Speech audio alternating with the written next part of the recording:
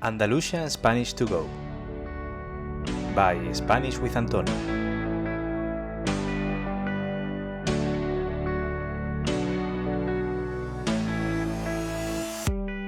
Hola a todos y a todas. ¿Qué tal? ¿Cómo estáis hoy? Bienvenido a un nuevo episodio de Andalusian Spanish to Go, el podcast con el que aprender español a través de contenido auténtico, pero escuchando una variedad de español de Andalucía. Como en todos los países, en España tenemos algunas costumbres propias que forman parte de la cultura. Algunas de ellas pueden parecer sorprendentes para una persona de fuera y otras pueden ser compartidas por otras culturas, especialmente aquellas culturas más cercanas. En el episodio de esta semana vamos a hablar sobre algunas españoladas, es decir, acciones o costumbres que se consideran típicamente españolas. Quizá después de escuchar este episodio entendáis finalmente por qué vuestro amigo o amiga español hace algo que siempre os ha parecido extraño o simplemente descubráis alguna particularidad relacionada con España. Si te da curiosidad, continúa escuchando este episodio. Pero, antes de empezar, quiero recordaros que si no comprendéis todo lo que digo, si hay nuevo vocabulario que no reconocéis, o si simplemente queréis escuchar los episodios del podcast mientras leéis el texto, podéis conseguir la transcripción de todos los episodios de este podcast haciendo miembro del club privado de Spanish with Antonio en Patreon. Allí podéis encontrar diferentes tipos de suscripción mensual. Cada uno de ellos da acceso a contenido exclusivo como las transcripciones de las que os hablo, listas de vocabulario más difícil del podcast y los vídeos de YouTube o un podcast exclusivo en el que os enseño expresiones idiomáticas y coloquiales que utilizamos los españoles en nuestro día a día. Bien, pues como os he dicho, hoy vamos a hablar sobre españolada. Quizá ya conozcáis alguna vosotros si tenéis contacto con gente española, pero yo voy a mostrar cosas que caracterizan a la mayoría de los españoles o a la cultura española en general. Comencemos por uno de los elementos que más echamos de menos los españoles cuando vivimos en algunos países extranjeros. A cualquier persona le gusta levantarse un poco más tarde de lo normal los fines de semana. Tenemos que reconocerlo. El sábado y el domingo son tradicionalmente días de reposo en los que meterse unas horitas de más en el cuerpo no viene de perlas para cargar las pilas. Sin embargo, en algunos países no suele usarse ese elemento que nos permite evitar que la luz del sol entre por la ventana y nos despierte. Hablo de las persianas. Sí, las persianas son cruciales para esas horitas de más en la cama los fines de semana. Y si no hay persiana o simplemente hay cortina, lo más probable es que la luz matutina, es decir, la luz de la mañana, nos despierte. Muchos españoles nos quejamos de la falta de persianas cuando vivimos en el extranjero. Y es que, para aquellos españoles que viven en zonas con mucho sol, como en mi caso, las persianas no solo nos permiten dormir un poco más los fines, sino que resguardan la casa del calor y de una luz excesiva. Yo mismo, para contaros una experiencia personal, cuando estudiaba en Inglaterra, me quejaba mucho de que en mi habitación no había persiana. Solo había unas cortinas, muy finas además. Así que los findes, cuando quería despertarme más tarde de lo normal, siempre acababa despertándome antes de lo que quería. Evidentemente, es comprensible, lo sé, que en algunos países las persianas no sean tan importantes como en las zonas soleadas de España, porque, por ejemplo, en Inglaterra el tiempo es más gris y normalmente está nublado. Así que cuando hace sol, lo que la gente quiere es que el sol entre a la casa. En fin, aunque lo comprendo, también sé que no hay nada más placentero que bajar las persianas cuando hace calor o da mucho el sol en la habitación.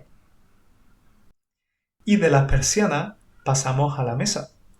Los españoles somos personas, por lo general, bastante familiares y con mucha vida social.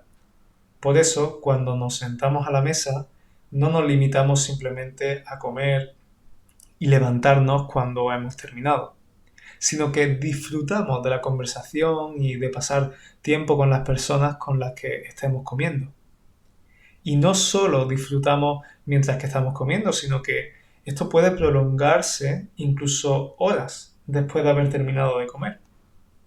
A este momento en el que nos quedamos sentados en la mesa charlando y reposando la comida en compañía, lo llamamos sobremesa.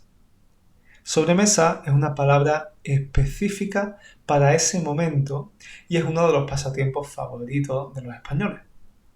Esta semana, por ejemplo, quedé con una amiga para almorzar y por supuesto el porcentaje de tiempo que dedicamos a comer no fue nada comparado con el tiempo que pasamos en la sobremesa.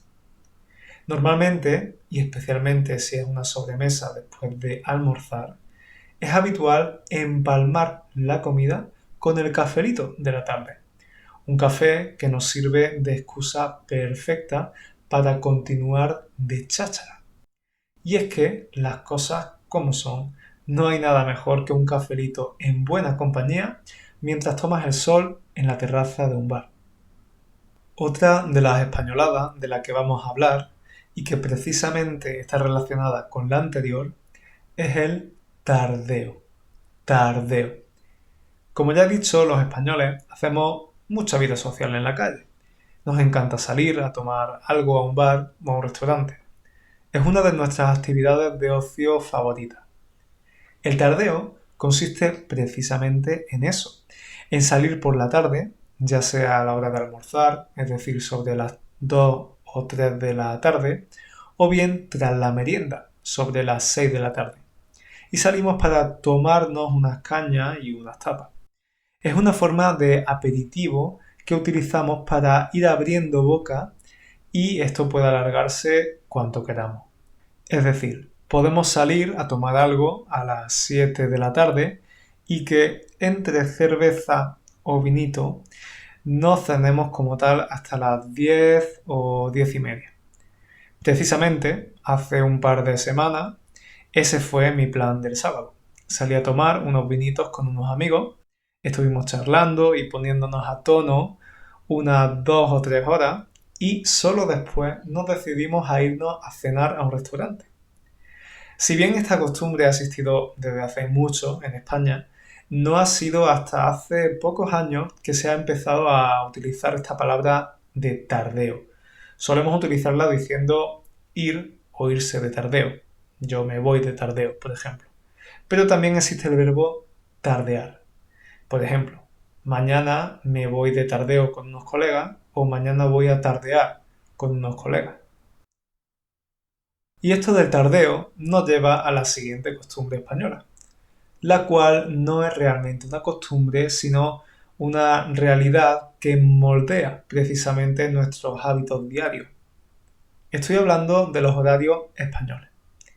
En España tenemos unos horarios que suelen chocar mucho al resto de países europeos o incluso de otros continentes. Mientras que un francés o un inglés suele almorzar sobre las 12 del mediodía, un español probablemente lo hará sobre las 2, 3 o incluso las 4 de la tarde. Depende del día de la semana. Lo mismo ocurre con la cena. Mientras que en muchos países se suele cenar a las 6 o 7 de la tarde noche, en España posponemos la última comida del día hasta bien entrada la noche, alrededor de las 10. Y por supuesto, este horario tan tardío no solo afecta a las comidas, sino que condiciona todo nuestro día a día.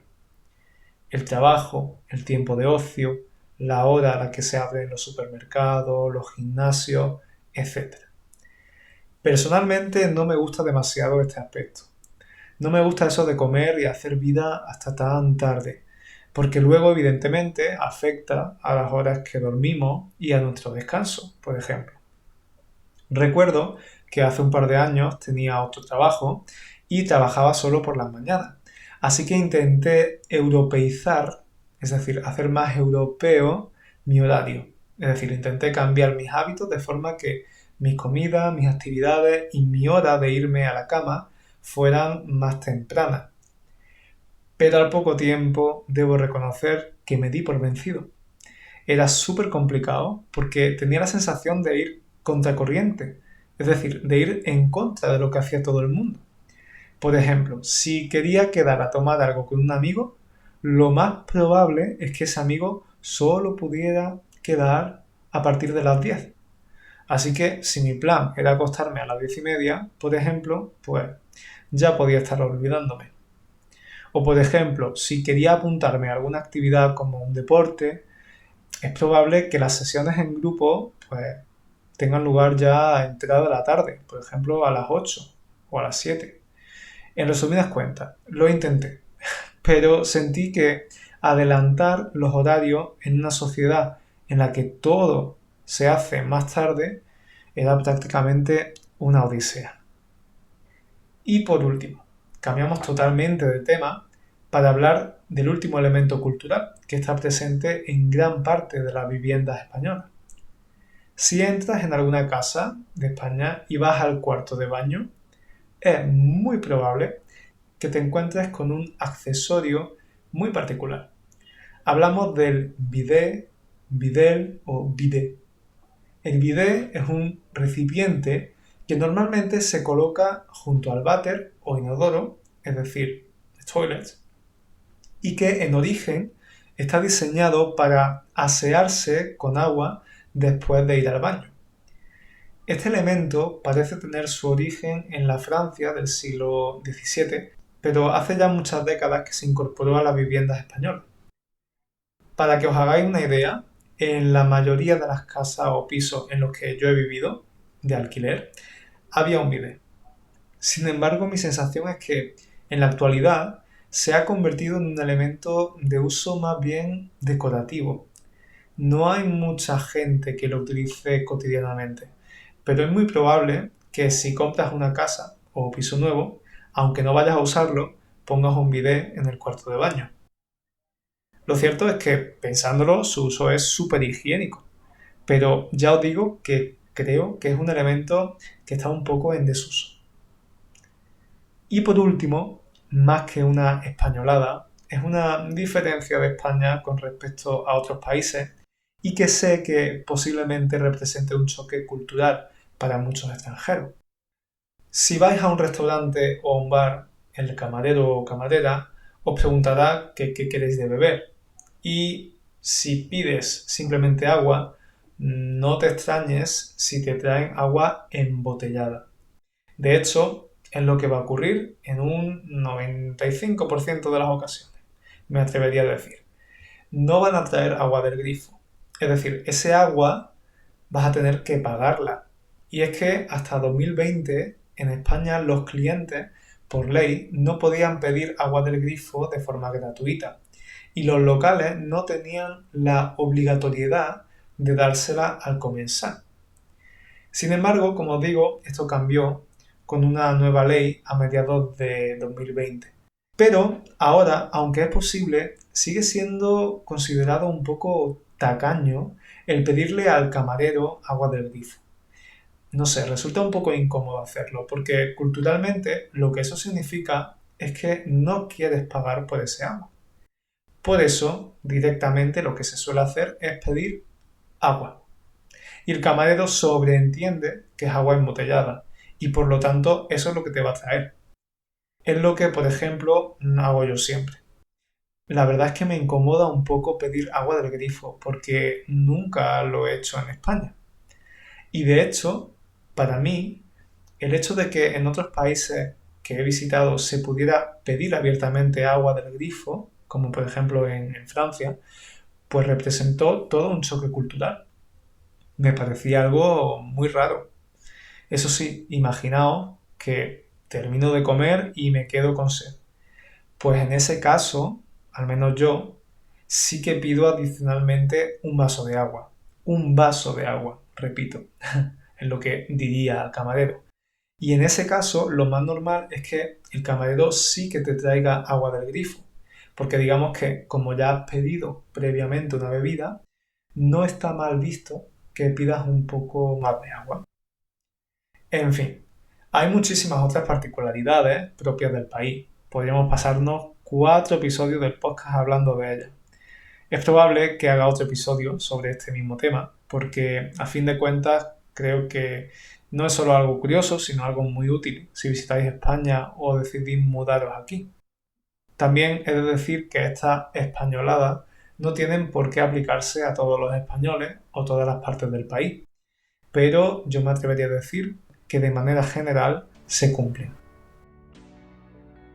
Y eso es todo por hoy. Recordad que si os gusta el acento utilizado para grabar este vídeo y queréis saber más sobre él, podéis inscribiros a mi curso Entiende el acento andaluz, donde encontraréis teoría y práctica sobre la variedad del español que se habla en Andalucía.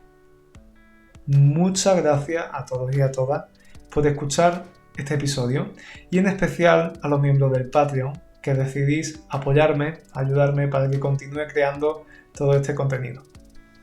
Espero que este episodio os haya gustado y nos volvemos a oír en 2 semanitas. Hasta entonces, cuidado.